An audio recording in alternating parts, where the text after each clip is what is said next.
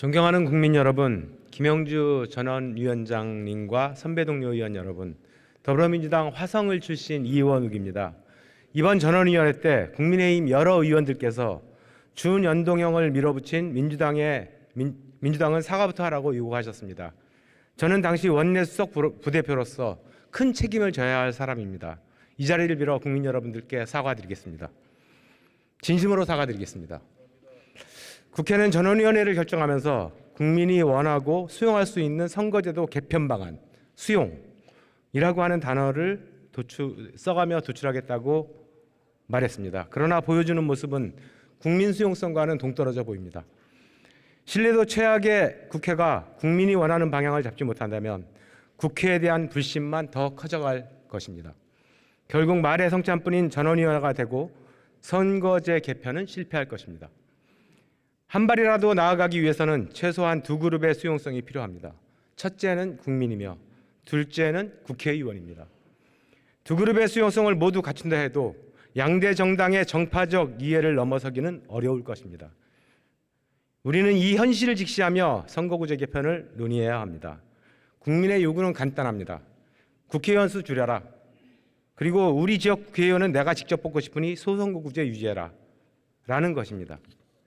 하나 덧붙인다면 인구 소멸로 인해 4군데에서 1명의 국회의원을 뽑는 선거구, 춘천, 순천 등 동네 하나를 다른 지역에 떼어주는 선거구 주민들은 우리 지역을 대표하는 국회의원을 만들 수 있도록 해달라는 것입니다. 이런 상황에서 다당제를 목표로 한 선거구제 개편은 요원하기만 할 것입니다. 민심을 돌파하기 위해서는 전원위원회는 국민과 국회의원의 수용성을 감안하여 논의해야 합니다.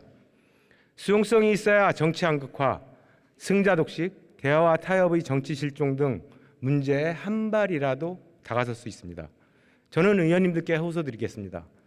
전원위원회가 다음과 같은 내용을 결정할 수 있도록 고민해 주시길 부탁드리겠습니다. 첫째, 국민 수용성 문제입니다. 수용성을 높이기 위해 국민의힘 김기현 대표께서 말씀하신 국회의원 의석 30명 축소 문제 진지하게 검토합시다. 국민의 요구를 받들어 국회 의석을 줄이겠다고 약속합시다. 전원위원회가 의석 10%를 줄이겠다고 결정하면 국민은 국회를 다시 보게 될 것입니다. 둘째, 결정 내용입니다. 다당제는 현재 대한민국에서 진일보한 정치개혁 과제임에 틀림없습니다. 국민들께 싸움만 일삼는 진영정치의 극복을 위해 권역별 비례대표, 대선구제 등을 통해 다당제가 필요하니 그것만은 이해해 주십사라고, 소선구제는 안 된다라고 호소합시다. 셋째, 결정 주체 문제입니다. 선거구의 구체적인 방안은 중앙선관위나 국민공론단을 만들어 결정하게 합시다. 국회의원의 기득권을 지키기 우려를 완전히 배제하겠다고 우리 스스로가 결의하고 국민들께 호소합시다. 넷째, 지방소멸 문제입니다. 2014년 헌재는 인구 비례 2대1 기준이 되어야 평등권이 확보된다고 했습니다. 하지만 당시에도 국회의원의 지역 대표성은 투표 가치의 평등 못지않게 중요하다라고 하는 소수 의견이 있었습니다. 전원위원회의 결정으로 인구 등가성 완화 문제를 헌재에 물어봅시다.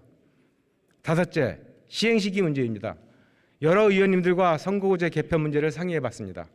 많은 의원들께서는 결국 안 될 것이라고 했습니다.